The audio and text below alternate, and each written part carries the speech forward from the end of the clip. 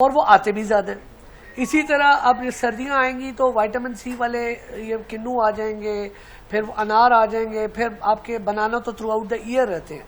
तो कुछ चीज़ें अल्लाह ताला ने सिस्टम में भी ऐसी की हैं कि अगर हम उसी को फॉलो कर लें तो हमारी लाइफ बड़ी इजी हो सकती है। और मैं सर की बात थोड़ी सी काट रही हूँ, सॉरी, लेकिन जो आप बाहर बहुत से मैंने क्लाइंट्स ऐसे देखे जो अपने बच्चों को जो है ना लेमन स्टार्टिंग से ही देने लग जाते हैं विटामिन सी की वजह से, इम्यूनिटी की वजह से। तो ये अगर आप स्टार्टिंग में ऐसी इम्यूनिटी डेवलप बच्चों में कर दी जाए ना तो उनके गले खराब या ट्रिगर नहीं करती चीज़ें। थोड़ी थोड़ी उनकी डाइट में ऐड रखना बहुत ज़्यादा ज़रूरी है, मेरा मानना ये है। क्योंकि मेरा खुद का बेटा बड़ा जो है वो लेमन खा लेता है, उसको कुछ नहीं होता, लेकिन छोटा जो है उसको नहीं ट्राई करवाया मैंने बचपन में ही लेमन, मतलब बस ऐसे हल्का सा टेस्ट बर्ड के तौर पे, लेकिन वो खा लेता है पूरा का पूरा, लेकिन उसकी इम्यूनिटी माशाल्लाह बहुत अच्छी है। ये वाकई नेचुरल चीज़ों की तरफ अगर आप रहें, ऑर्गेनिक चीज़ों की तरफ रहें शुरू से, तो आपकी इम्यूनिटी स्ट्रांग रहती है एज कम्पेयर टू अगर आप बच्चों को किसी चीज़ों से इंट्रोड्यूस नहीं करते।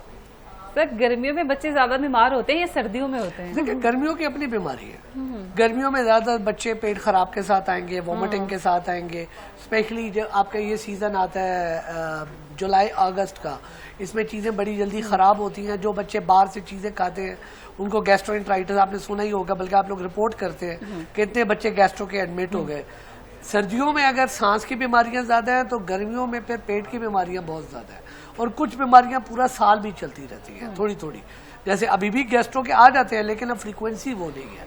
तो हर सीजन की अपनी बीमारियां हैं और अनफॉर्चुनेटली इन्फेक्शियस डिजीजेस बहुत ज्यादा हैं पाकिस्तान में।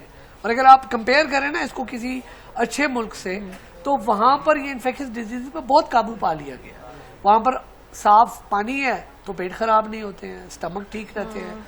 चीज़ों FDA के लॉज बहुत सख्त हैं, इस वजह से अगर आप मेरे पास तो गर्मियों में इवन सर्दियों में भी एक बड़ी तादाद उन बच्चों की आती है जो कि आपके ब्रांड्स जिनका बर्गर जो है 1,000 रुपए से ऊपर का, वो खा के फूड पॉइजनिंग के साथ आते हैं।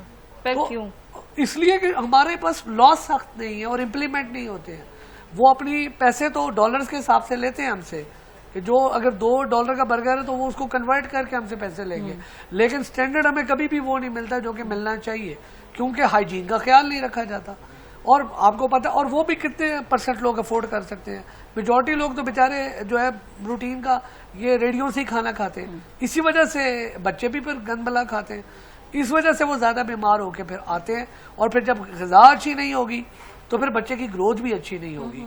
यही तो वजह है इस वक्त 45% बच्चे पाकिस्तान के स्टंटेड ग्रोथ का शिकार है, यानी उनके कद छोटे रह गए हैं, उनका ब्रेन वैसे ग्रो नहीं कर रहा।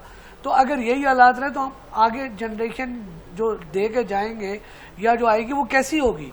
वो तो सही तरह, उनका तो इंटेलेक्चुअल लेवल भी वो नहीं होगा, उनके तो IQ लो हो जाएंगे, उनके कद भी छोटे होंगे, उनकी जिसामत भी वैसी नहीं होगी, और वो उनकी लाइफ भी एक्सपेक्टेंसी कम हो जाएगी। तो इसलिए हमें इस पर ज़रा ख्याल करना चाहिए।